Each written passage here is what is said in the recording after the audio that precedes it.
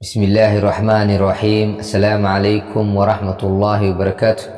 أردي كسو دوادا كافي Institute of Languages and Mathematics معدك لغاتك حساباتك كافي معدكان حاسكاله معالينك انتي ان برنامجيدان aan duubeyno grammarkeene waxaan kusoo qaadan doonaa magaca كافي Institute of Languages and Mathematics anagoo rabno inaan ku xayeysiisano macadkan.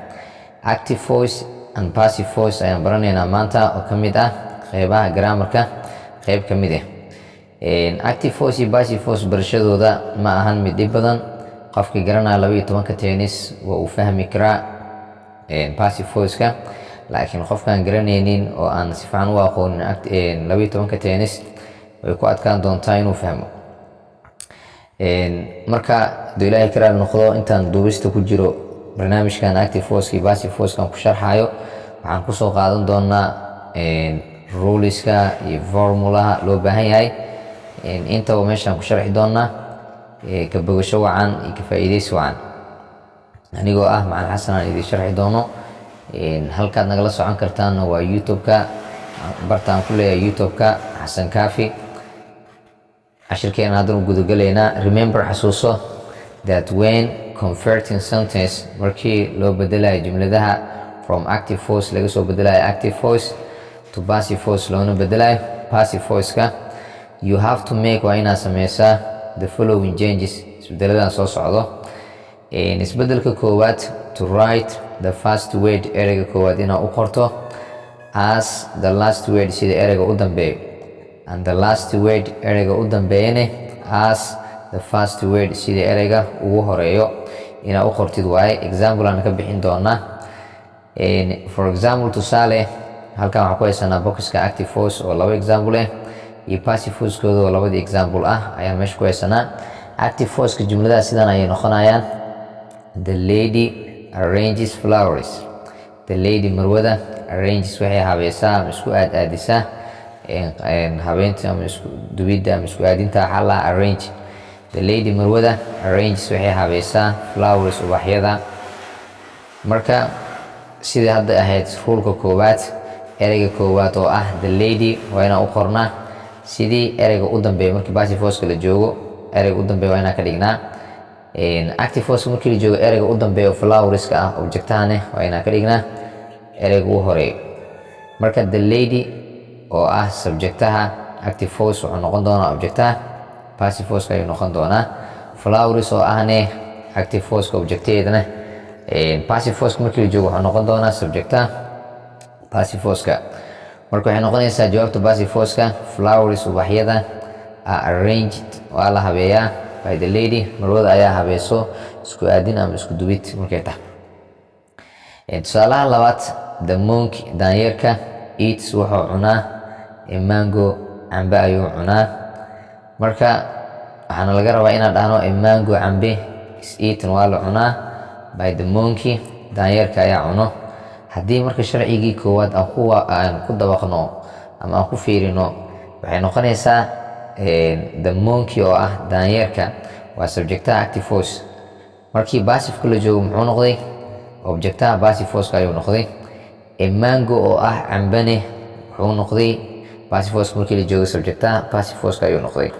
labadaas jumladood waxaa la soo kordhiyey auxiliarieska ama helping verbska are iyo is ayaa la soo kordhiyey. tense-kan simple present-gan asaa ku shaqeeyo auxiliariadan oo arki doonaa iyagoo formulayaasha marka passive voice aan sharxeeno ayaan ku arki doonaa hadduu ilaahay karaal noqdo.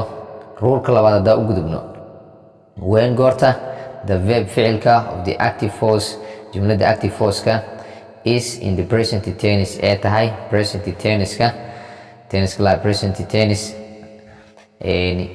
you adinka have to use waa inaa isticmaashaan is oo are waa inaa isticmaashaan in the passive voice ka dhexdiisa. haddii marba jumlada ay tahay present ilan tennisada waxaa loo kala qaadaa present past iyo future.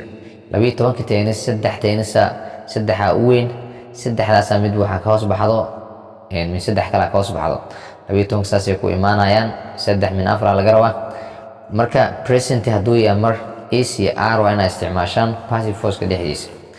when goorta the verb ficilka of the active force rulka labaad waaye of the active force jumlada active force ka is in the present tense ee tahay present tense-ka waxyaabaha hadda taagan tense looga hadlo you adinka have to use waa inaa isticmaashaan is oo are waa inaa isticmaashaan in the passive force waa inaa isticmaashaan tusaale for example tusaale active force inta noo yaal boxkan kale iyo passive force kiiso qaybta kale ku jiro kolomyada the boy writes a letter the boy wiilka writes wuxuu qoraa a letter warqad ayuu qoraa marka tenniskana wuxuu yahay present tense waaye marka sidii sharcigii koowaad anoo ka bilaabayno active force objectives ayaa laga soo bilaabaa oo laga dhigaa subjective a letter warqad is written waa la qoraa by the boy wiilkaana qoro saalaha labaad they iyaka are drawing pictures waxay sawirayaan sawiro ayay sawirayaan marka waxaana laga rabaa sawiro waa la sawiraa ikaana sawiraan pictures sawiro are being drawn waa la sawiroyaa by them iyakaana sawirayaan marka tenniskan hadda present continuous tennis waa horta ereyga markasta waxaa ka dhex fiirinaysaa present ayaa ka dhex fiirinaysaa tennisyadii presentii ku shaqeynaya mar haddaa aragto inay tenniskan uu yahay present is iyo are waa inaad la imaataa horta biintan kale oo hadda pictures are being drawn by them tane biintaas waxaa lagu daraa tennisyada continuouska kuwa ingda wato ayaa lagu daraa marka active wuxuu ahaa dee iyaga are drawing pictures waxay sawiro ayay sawirooyin marka sawiro ayaa la sawirooyaa iyakaana sawirooyin aan laga rabaa inaan u bedelno pictures sawiro are being drawn waa la sawirooyaa by them iyakaana sawirooyin tusaalaha kale I aniga sing a song I aniga sing waxaan ku haysaa a song hees ayaan ku haysaa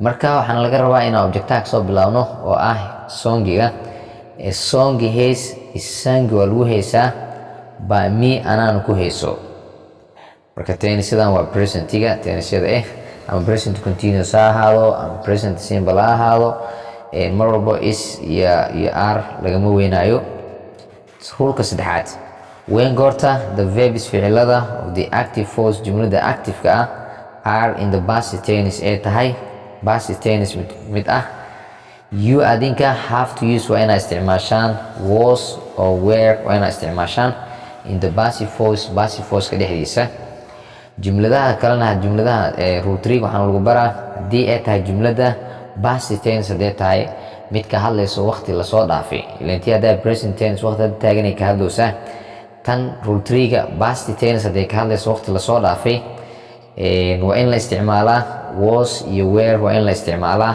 passive force markii la joogo marka rule 3 haddaan ku celiyo when goorta the verbs ficilada of the active force jumlada active force-ka are ee tahay in the past tense mid ah markay tahay oo ku qoran macnaha you adinka have to use waa inaa isticmaashaan was or were waa inaa isticmaashaan in the passive force ka dhexdiisa waa inaa isticmaashaan for example tusaale active force iyo passive force weli haysanahay the hunter ugaarsadaha kilid wuxuu dilay a lion libaax ayuu dilay marka libaax waa la dilay ugaarsadahana dilaana laga rabaa a lion libaax was killed waa la dilay by the hunter ugaarsadaha ayaa dilay marka jumlada ahayd active force-ka the hunter killed a lion jumladan waa past tense waaye weliba simple past tense waaye libaaxa la dilay wax lasoo dhaafeen ka hadlowsaa marka was iyo were la isticmaalaa laakiin was iyo were goormee la isticmaalaa was waxaa la isticmaalaa markii subjectaha uu yahay singular markaas ayaa la isticmaalaa haddii subjectaha uu yahay pluralna were la isticmaali doonaa a lion libaax passive force-ka a lion libaax was killed waa la dilay by the hunter ugaarsadaha ayaa dilay tusaalaha labaad the carpenter farsamayaqaanka midka alaabta alwaaxyada iyo waxyaabahaas ka alaab ka sameeya waxaa la alaabta guryaha la dhigto furnitures ka sameeya waxaa la carpenter the carpenter farsamayaqaanka was making wuxuu sameynayay box ayuu sameynayay sanduuq marka jumladan kale waa past continuous tense. Qofku waxaa la rabaa markii active-ka jumlada uu arko inay tense ay tahay 12 tense oo sheegi karo. Marka the carpenter farsamayaqaanka was making wuxuu sameynayay box ayuu sameynayay. waxaana laga rabaa inaan dhahno a box was being made waa la sameynayay by the carpenterka ayaa sameynayay. jumladaha active force iyo passive force macnahooda waa isku mid, ma isbedelayso oo tenniska uu yahay lay noqonayaan. laakiin mar walbo haddii jumlada verbka ing la socoto waxaa la soo kordhinaa ilaa continuous waaye being erey being ah ayaa la keenaa, ereygaasaan lagu soo daraa passive force-ka. ruleka afraad when goorta the verb of the active force verbka active force-ka is the future tense uu yahay tenniska la future tense markii uu yahay wax aan la gaarin tennisyada ka hadlo waxaa lahaa future-ka waqti aan weli la gaarin. ereyga tennis time aa laga wadaa luuqada ingiriiska, waqti aan weli la gaarin haddii uu yahay active force-ka. you adinka have to use waa inaa isticmaashaan, will be waa inaa isticmaashaan in the passive force markii la joogo. ereyga will mar walba future-ka loo isticmaala laakiin waxaa lasoo kordhinaa be. rulka haddaa ku noqdo when goorta the verb of the active force jumlada active force-ka verbkeeda is in the future uu yahay future mid mustaqbal ka hadlaya ama ku saabsan markii uu yahay. you adinka have to use waa inaa isticmaashaan, will be waa inaa isticmaashaan in the passive force-ka dhexdiisa. for example tusaale active force iyo passive force-ka weli haysanaa boxyada. active force-ka he asaga will bring wuxuu keeni doonaa money lacag ayuu keeni doonaa. jumlada marka ah he will bring money subjecteeda oo he ah ayaa wuxuu noqon doonaa sida ruleka koowaad aan kusoo aragnay objective. marka inta rule aan soo sheegnay midba midka ka dambeeya waa in midba midka ka horeeya waa in la xifdiyaa.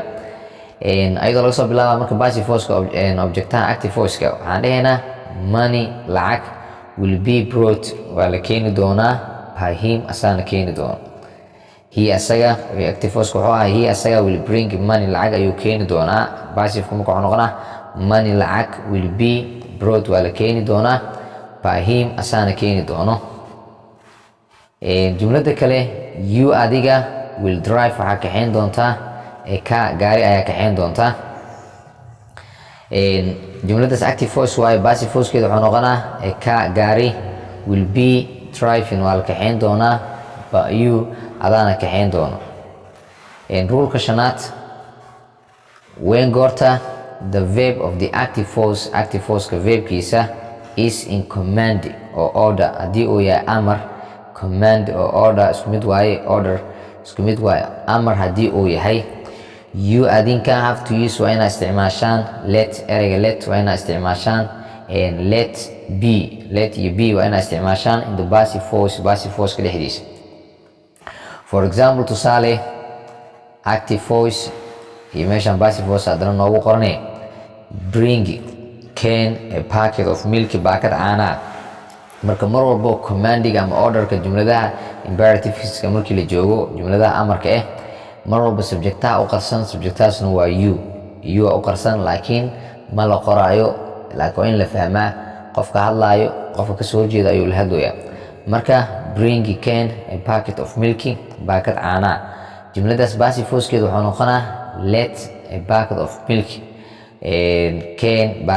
let ogolaaw a packet of milk baakad caanaa be brought in la keeno oo macnihii hadday lay qaadanaya let a packet of milk be brought baakad caanaa. jumlada kale return celi this book buugga to him asaga u celi. passive force-keeda waxaa noqonaa let this book be returned hala celiyo buuggan to him asi ha loo celiyo. let haddii keligeed la fasiro ogolaa waaye this book buuggan be returned in la celiyo to him asi loo celiyo. marka fasiraada soomaaliga mid la rabaa la saari karaa return this book to him buuggan asaga u celi oo ah let this book be returned ha loo celiyo buuggan to him asaga. tusaalaha kale hang the map on the wall derbiga khariirada derbiga hang the map khariirada on the wall derbiga let the map be hanging hala suro khariirada on the wall derbiga marka active force iyo passive force ka ilaayo shantaas rule ay leeyihiin cidii shantaas rule fahanto way u fududaan doontaa qofkii hore u yaqaan 12 ka taynsna waa uga sii fududahay oo wax dhiba ma ahaan doonto